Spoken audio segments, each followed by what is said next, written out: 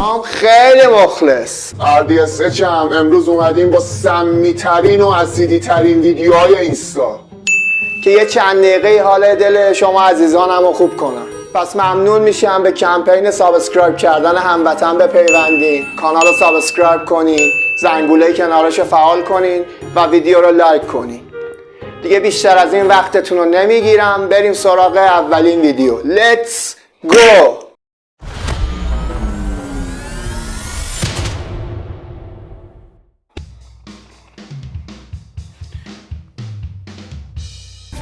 ببخشید خانم، جسارتا اگه میشه یکم برید جلوتر منم بتونم پشتتون پارک کنم. آقا این همه جا حتما باید بذاری پشت ماشین من. شما جای پارک دیگه ای میبینید؟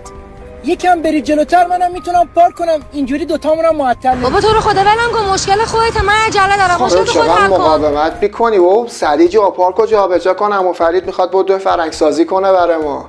بدو سریع. آره به نظرم ریمووش میکنی. فقط دکتر کی میاد؟ با تا الان میرسید، ولی عزیزم فکر نمی کنم این ماه بتونه کارتو انجام بده، وقتش خیلی پره. دکتر من. سلام دکتر، چقدر دیر اومدی؟ راستش یه بنده خدایی بهم جا پارک نداد. این نیم ساعتی دنبال جا پارک بودم. مریضمون ایشونه؟ بله میخوان ریموو کنن دوباره کامپوزیت. خیلی هم عالی. من دکتر ماهان هستم، مدیر کلینیک ماهانم. ما اینجا تو کلینیک ماهانا با هوش مصنوعی با تکنولوژی بهت نشون میدیم که بعد کامپوزیت قیافت چه شکلی میشه. تازه شرایط دمبست هم داریم، یعنی اقساطی هم میتونید پرداخت کنید. ولی دکتر من بهشون گفتم با تا آخرین ماه تایم ندید. دهم این ماه واسش خالی کن. همین که گفتم واسش خالی کن. باشه چشم.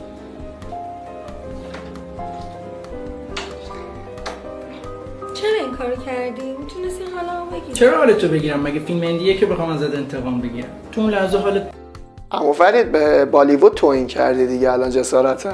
چون مثلا سلمان خان این ویدیو رو ببینه میگه ما تش رو شیشه رقصیدیم، تهش دیگه با موز آدم کشتیم دیگه. انقدر عجیب نمیتونیم این کاری بکنیم، ویدیویی بسازیم. فکرم به بالیوود توهین کردی دیگه شیطون. بعد بود من درک کردم دیگه. میدونی ادب تنها چیزیه که تو رو شرمنده کسی نمیکنه. دکتر راستشو بخواین من بابت رفتار پایین ازتون معذرت میخوام. پیش میاد. دمو میبینم. شعار کلینیکشون هم اینه: توهین بیشتر، دندونای سفیدتر. بریم سراغ ویدیوی بعدی. گفتی متولد چندی؟ 83. کباب تو بخور جون بگیری. گفتی دانشجو بودی دیگه؟ آره دانشگاه آزاد درس میخونم. پس شهریت بالاست. تازه ثبت نام کردی؟ آره ترم یکم. شما چیکار میکنید راستی؟ من سر فرشته سالن دارم. ببین من مثل دخترای امروزی اذیتت نمیکنم، دنبال آرامشم. یادت باشه برات سربازیت اوکی کنم. لقمه بگیرم؟ مرسی. سبزی نخور. نفوذی هم داره، شوگر مامی پرنفوذ. سردیه، بیا گوشتتو بخور. راستی با مترو میری دانشگاه؟ آره دیگه مجبورم. اصلا من که نباید با مترو بره جایی. اینم سویچ خونه و ماشینت. مرسی. پدر سوخته رو ببین چه اخمی کرده برای من. عزیز دلم پسر، به عنوان برادر بزرگترت بهت میگم سریع از اونجا فرار کن، چون محیط عمومی راه فرار دادی. حرارت از چشای خانوم داره میزنه بیرون، چیزی ازت باقی نمیمونه ها. بعد سویچ خونه اوناتون با سویچ باز میشه. شما واسه ما که اینجوری نیست. گل بنفش دوست داشتی برات گرفتم، دوستش داری؟ مرسی. آقای کوچولوی خودمی دیگه. یادت باشه فردا حتما ببرم چند تا مزون خفن یه عالمه لباسای مارک برات بخرم. لطف میکنی. یا اول فصل. بازم میگم سریع فرار کن. خیلی حالش نامیزون بود شوگر مامی عزیزمون. بعد تو انتخاب بازیگر ایشون یه خانوم، دختر خانوم دقیقا تو سن ازدواجن. شما باید یه ذره بازیگر سن بالاتر انتخاب کنین که حداقل نقش درات. ولی بازم شما پس دوست عزیز فرار کن. بریم سراغ ویدیوی بعدی.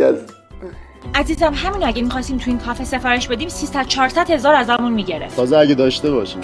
اینا رو نگاه کن، با فلاسک اومدن تو کافه. خب یه دفعه میرفتی تو پارک میشستید دیگه. چه فازیه؟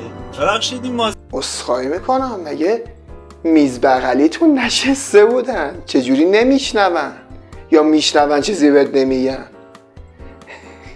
زراتی دم در واسه کیه؟ آقا واسمنه. بچه‌ها دارن عکاسی میکنن، مشکل نداره با ماشینتون عکس بگیرم؟ آره اوکی، مشکلی نیست. مرسی، ممنون. ببین خدا پولو به کی داده؟ اون وقت این با خودش فلاسک برداشته برده که پول چایی نده. همین گدابازی‌ها رو در میارن پولدار میشن. عزیزم دستت در نکنه که زحمت داروامو کشیدی. دکتر گفته بود این ترکیبو حتما باید سر وقت بخوری. ای بابا من که کاری نکردم، من فقط پودری که دکتر داده بود و ریختم توش. زحمت اصلی و فلاست کشید، از اون بعد تشکر. یه ولی میبینی وقتی قضاوت مردم ببخشید پاس کردم. جسارتاً اول ویدیو گفت اگه داشته باشن این محلول و این کافی شاپ 300-400 تومن از آن میگیرن. چرا باید داروی تو رو کافی شاپ داشته باشه داداش گلم؟ مثلا بری مثلا کافی شاپ یه اسپرسو میخوام دبه با یه دیفلوفناک، خیلی سمید، خیلی مهم نباشه زندگی خیلی قشنگ‌تره. انگار فقط خودتی و کسی که دوستش داری، مگه نه؟ باریکلا. دم شما گرم. گذاشتی با مازراتی تم عکس بگیرن. سلام اسنپ. وقتی با اسم اسنپ میری دنبالش. بابا خدا حرکت کنم؟ بله. پدرتون بود؟ بله. پدر گیری. رفتش. بزنم وایسا.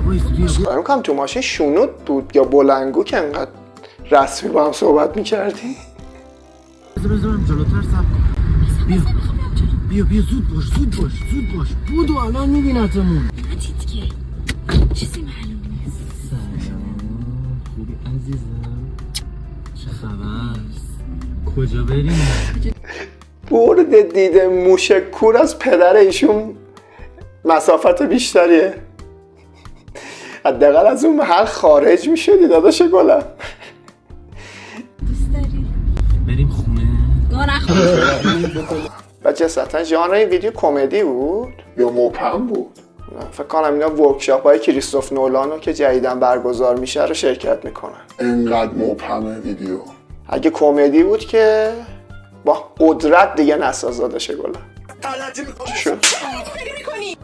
واسه داری تشریف میبری ساعت ها نگاه کردی؟ اون موقع که مجرد بودی پدر ما رو در آوردی، حالا که زنت دادیم چرا حاج خانم به زور آوردی تو ویدیو؟ قشنگ معذبه بنده خدا. دم بشی پدر زنه رو در آوردی. چرا داری من اینجوری حرف میزنی؟ اگه بابات زنده بود 2 تا میز از زیر گوشت که اینجوری الاف و ولگرد نشی. شد بابام نیست ببینه داره چه غلطی میکنه. چه میکنی؟ بی غیرت معلومه چه شده این مادرته. کارت به جای رسیدی که دست رو مادرت بلند کنی؟ نمیدونی مادر جایگاش کجاست؟ حالا چه مادر من چه مادر تو؟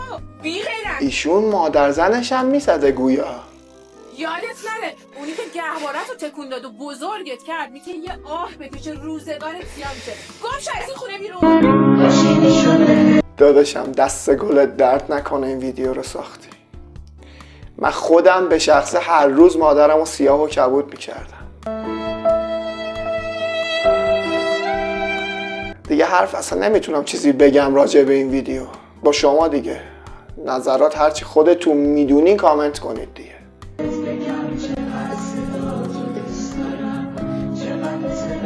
بعد واسه ویدیوی 20 ثانیه‌ای آنچه گذشتم گذاشته بودن دیگه.